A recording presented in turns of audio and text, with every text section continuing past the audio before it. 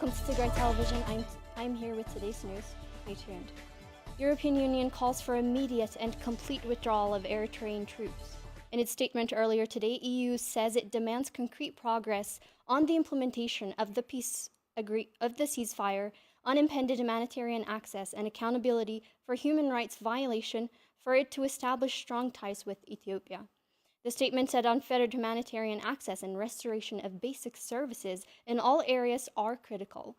EU appreciates the signed peace deal while stressing that the permanent cessation of hostilities requires robust and sustainable monitoring mechanism.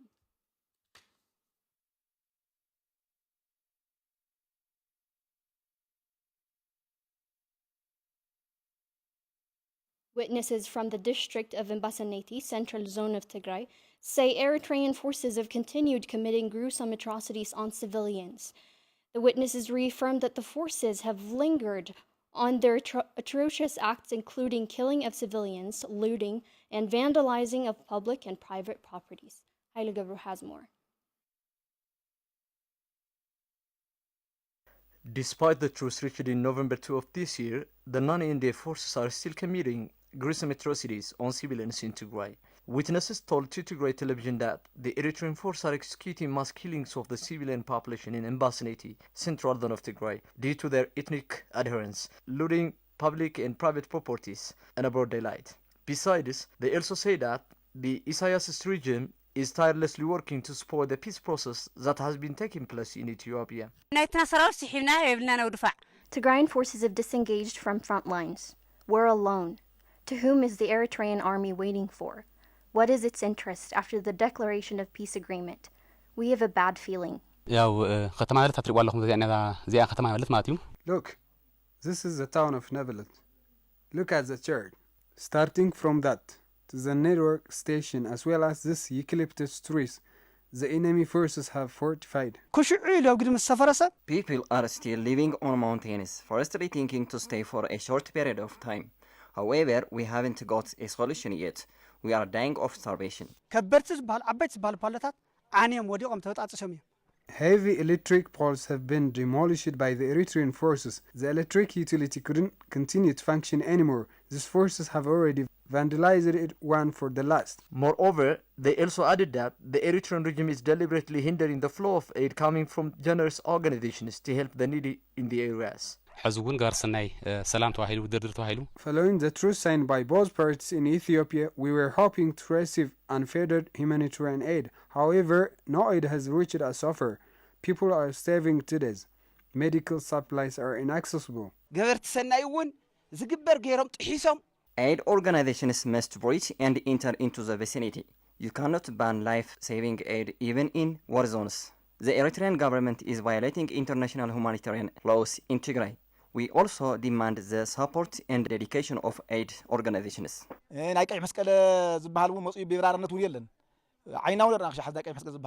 haven't seen any entry of medicine, including by Ethiopian Red Cross Society. We are in dire need of medication. Schools and health facilities are now under its control. They are serving as Eritrean military camps.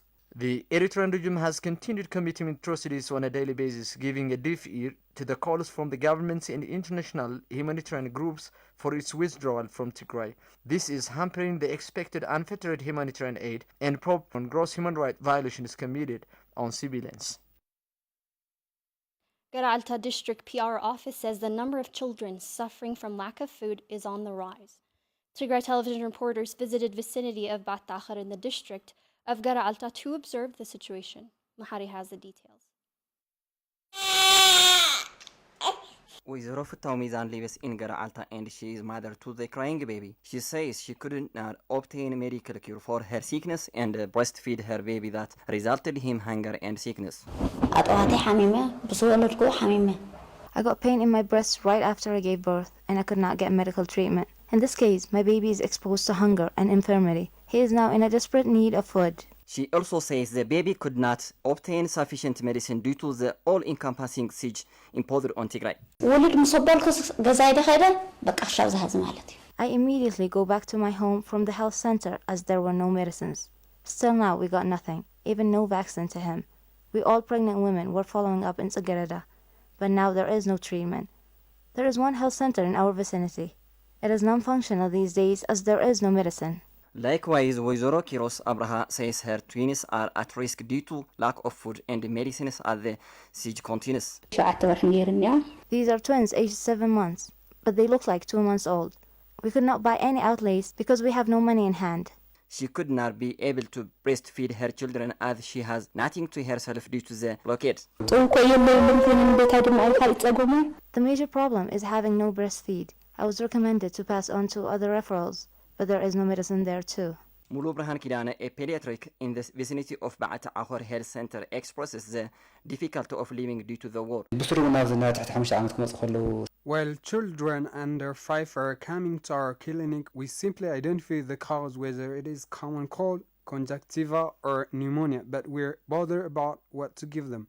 With not any antibiotic in the health center, we're in a serious crisis. The physicians share their concern and call on concerned bodies to put pressure on the delay and reluctance of implementation to end this crisis. Peace is good. The cessation of hostilities is relatively better than the previous, but even after the peace deal, we are not getting medical supplies. Pregnant women are still giving birth at home and they are being exposed to life-threatening situations. Children, pregnant mothers, and other patients of different diseases are endangered. Therefore, I urge the federal government to lift the siege and access the medical supplies. AU high-level panel is to head Tigrayan capital Mekelle. Panel member former Kenyan President Uhuru Kenyatta said this today to medias in Nairobi. Uhuru Kenyatta did not utter about the exact date of the visit, but told the reporters that it will take place in the coming 8 days. Kenyatta also told reporters that the meeting between Tigrayan forces and Ethiopian forces commanders is going well. He also says that all foreign forces will withdraw as per the agreement.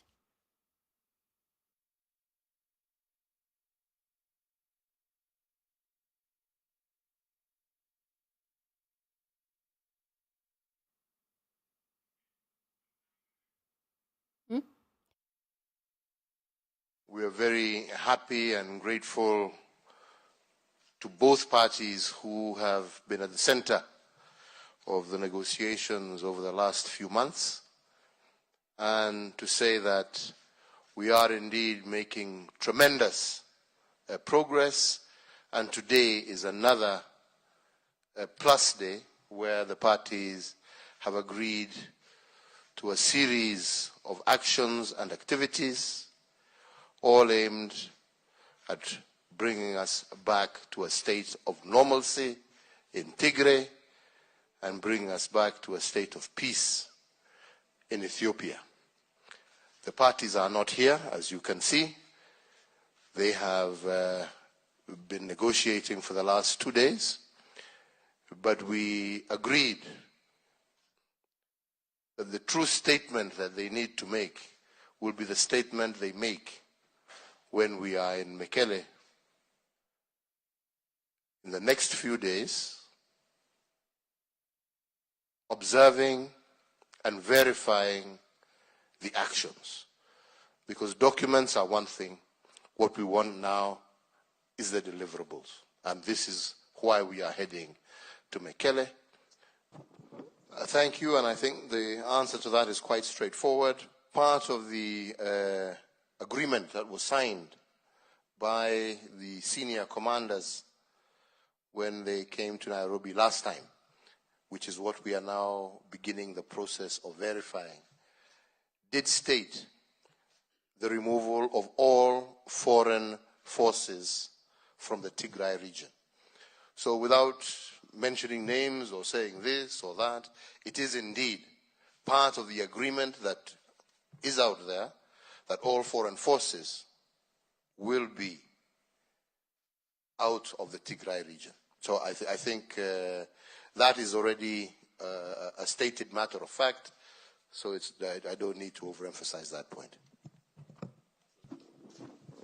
Without a doubt, and I want to go back again to the spirit of cordiality that existed in the meetings today and yesterday, and the fact that all these issues that you are referring to, humanitarian access, resumption of services, resumption of water, banking, telephones, all these were part of the discussion, and what we were really engaged in now is how these issues are going to be monitored and verified, and that is why we shall be in Mekelle with the verification and team that has already been agreed, and that is going to be now their job, and they have all concurred and agreed to give the monitoring and verification team of the African Union full access, full 360-degree viewpoint to ensure that all the elements of the agreement are actually going to be implemented. So I must say that I am confident that some of these challenges will be addressed because there is now, not now, there has been full commitment, and we have now gone through how do we monitor, how do we verify, and that's why we're going to Mekelle, to ensure that those key elements of the agreement are actually being implemented on the ground. Our reporters visited a primary hospital in Yechila, central zone of Tigray, which is currently in a difficult status as it's not able to offer service for the patients of the surroundings. Patients in the hospital say they cannot get proper treatment as the hospital has run out of medical supplies. Nohom Hadku has more. The agreement between governments of Ethiopia and Tigray obligates the entry of unfettered amounts of aid and medical supplies to Tigray. But residents of Yechila, who are in desperate need of medicines and medical treatments, say the amount of aid entering still fails to satisfy the desired need. We can't find medicine prescribed by the doctor. My wife is in dire condition as she is at the verge of death. Now I have no choice but to take her home. It is only in the initial stage that aid is entering in a limited amount. We are losing mothers in labor. On top of that, there is no ambulance service as there is no fuel. We are also losing children from malnutrition. Director of Yechila Hospital, Mr. Erde Asafa, says 50 days into the signed peace agreement, there is still depletion of medical supplies in the hospital, and the doctors are unable to take care of the patients. We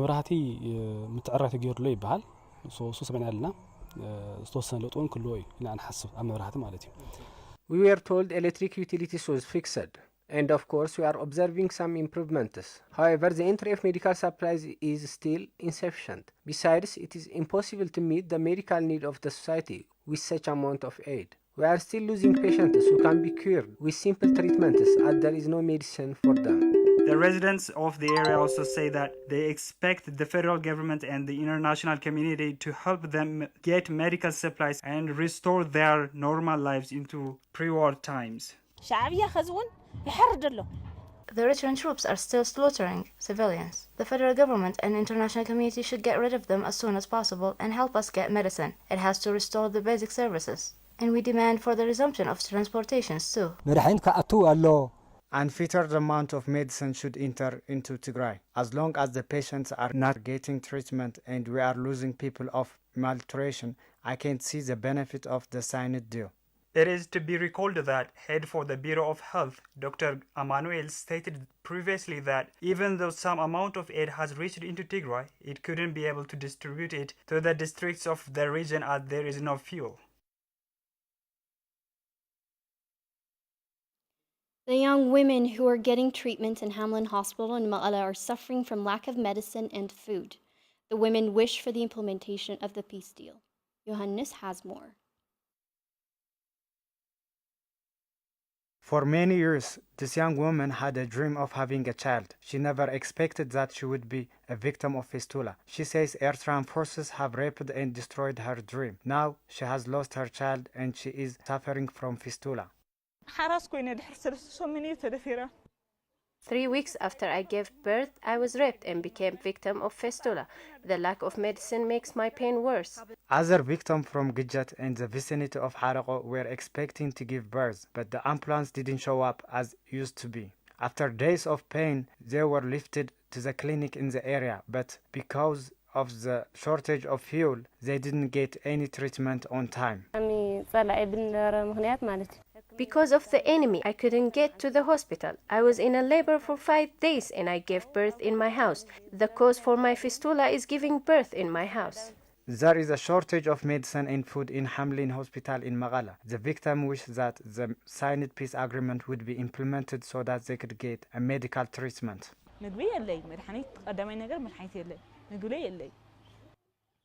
There is no food and medicine. To be honest, I say 2022 is better than 2021 and 2020, but still there is shortage of medicine and food. If Tigray is at peace, we will get mental satisfaction and we can recover fast. But for this to happen, we need medicine and food. Let this to be end of the war. If there is peace, we will recover. We will be fine.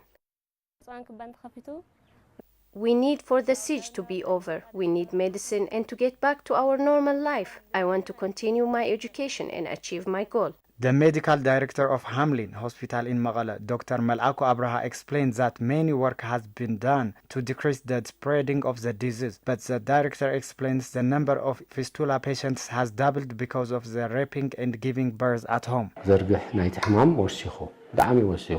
The spreading of the disease has increased over the years. It has risen from 3% to 17%. It is worse than what we had 16 years ago. Dr. Maraku mentions that the peace agreement needs to be implemented properly. He also calls on the international community and the Ethiopian government to work hard on healing and helping the Tigrayan women.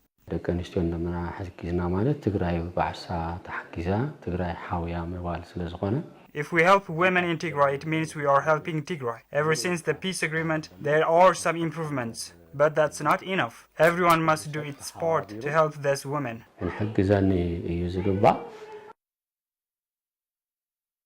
Prominent Tigrayan cycling coach died due to lack of medication. On 22nd of November, commemoration for Cherkos Gabru was held earlier today in Mala. Family members, former colleagues, and players attended the commemoration to remember his success as a coach in Guna cycling team. Abil Tsgabu has more. The signing of a peace deal that was meant for unfettered access of medical supplies couldn't save Guna trading's legend. Cherkos Gabru's death on the 22nd of November brought a sorrow to all Tigrayan sport fans. His former colleagues and family members took the stage to witness his endeavors and commemorate his death.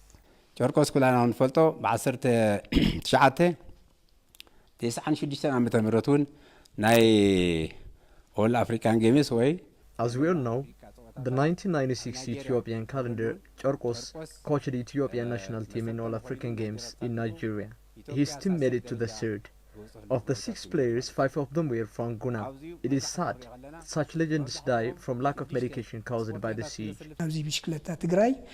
Cherkos is one of the legends in Tigray cycling history.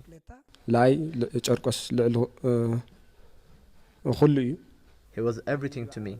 He coached me since childhood. Cherkos Gabru was born in 1962 in eastern Tigray, Sasas Aramba district. He served Guna as a head coach since 1994. Players in Guna called on the need to immediately leave the siege to save other people suffering from lack of medication. They say Cherkos should be the last person to die from the siege. Peace deal is signed. We are happy. We believe only peace can make sport in Tigray revive. If the blockade is lifted, the coaches and the players will start doing their jobs.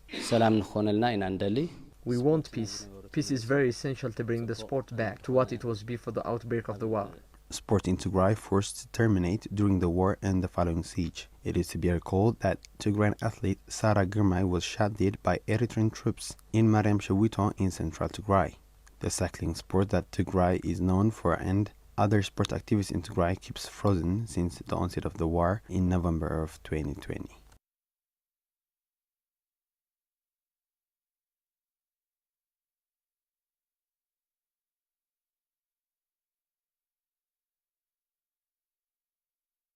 Mohamed Shande Othman appointed as the new chairperson of the International Commission of Human Rights Expert on Ethiopia. UN Human Rights Council has appointed Othman as a chairperson following the resignation of Kari Biti Murungi, who replaced Fatowi Bensouda in June 2022. It was not stated why Murungi resigned as a chairperson and a member of the commission. Othman, a former Chief Justice of Tanzania, has served as a member of the expert review of the International Criminal Court and the Rome Statute system, as well as UNHRC's expert on human rights situation in Sudan. The International Commission of Human Rights Experts on Ethiopia was established by the UN Human Rights Council in December of 2021 with a year-long mandate of investigating human rights violation in the war on Tigray. After stating in its first report that it found reasonable grounds to believe war crimes and crimes against humanity, featured by extrajudicial killings, gang rape, and shelling of civilians have been committed in the war on Tigray, mandate of the three-body commission was extended for another year by the Human Rights Council in October 2022. The commission expected to submit its next report in March of 2023, but it has not been able to conduct on-site investigations in Tigray. It's also to be recalled that on its first ever report, the Commission stated that it hasn't been able to investigate the overall crimes on the ground due to communications blackout and the inadequacy in numbers of staffs.